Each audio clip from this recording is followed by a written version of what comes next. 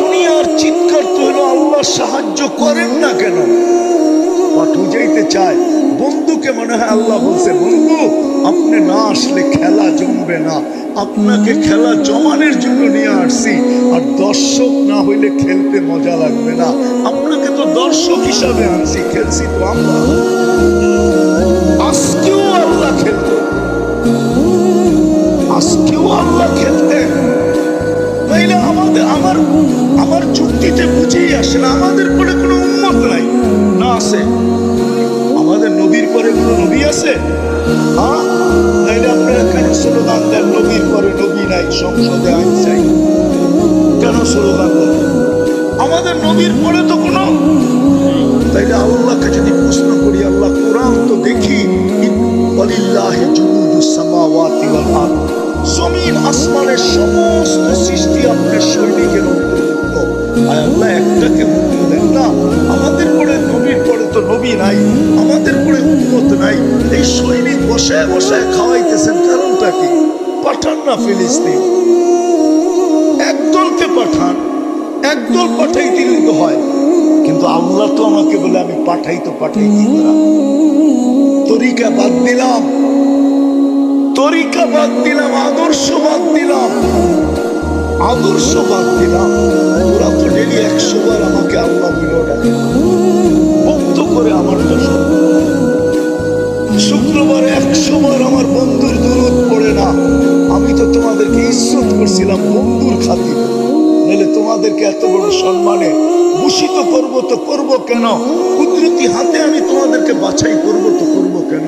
তোমাদের মাথায় শ্রেষ্ঠত্বের মুকুট দিব তো দিব কেন?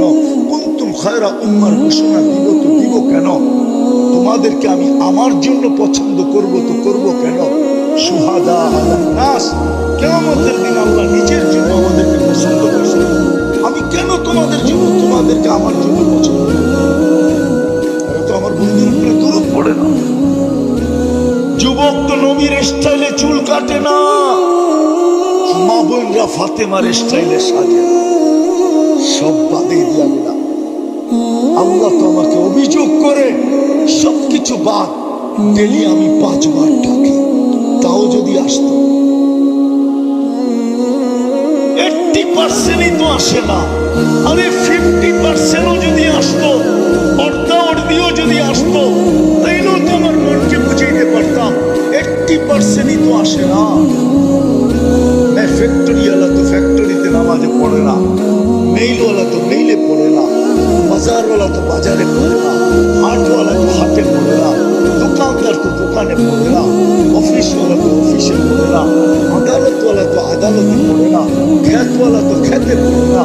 অথচ খেতে যদি নামাজ পড়তো, তাহলে ওর জন্য আল্লাহর মাগফিরাত, জান্নাত ওয়াজিব, অবধারিত, হাদিসে আছে। খেতওয়ালা যখন আজান শুনে, আর খেতের আইল বলে না লাইল বলে গাজীপুরে, হ্যাঁ লাইল ঠিক না, কোন জায়গায় আইল বলে, খেতের লাইলে যদি গামছা বিছায় দাঁড়ায় যেত, আল্লাহ ফেরেশতাদেরকে ডাইকা দেখাইতো, কি করে রে? নামাজ পড়ে। কার ভয়ে? আমার ভয়ে। আপনার ভয়ে? কি চায় নামাজ দ্বারা? জান্নাত। আমি ভয় থেকে নিষ্কৃতি দিলাম, ওকে মাফ করে দিলাম, জান্নাত লেখা দিলাম। তোমরা সাক্ষী থাকো। খেতালা যদি খেতে দাঁড়ায়, খামারওয়ালা যদি খামারে দাঁড়ায়, মা বোনরা যদি গড়ে পড়তো, বাড়িওয়ালা যদি বাড়িতে পড়তো, আল্লাহ তো ডেলি 5 বার ডাকে।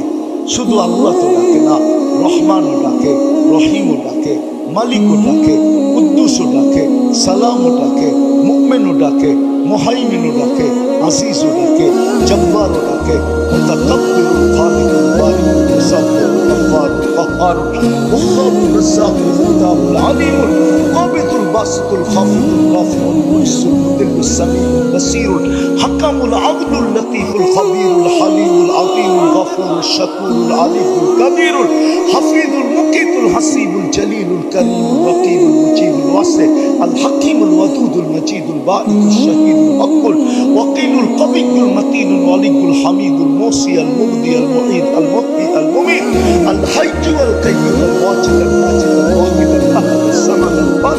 المقتدر المقدم المؤخر الأول والآخر الظاهر والباطن الوالي المتوالي البر التواب المنتقم العفو الرؤوف مالك الملك ذا الجلال والإكرام المقسط والجامع والغني والمغني المانع الضار النافع النور الهادي البديع والباقي الوارث والرشيد الصبور جل جلاله الله ডাকে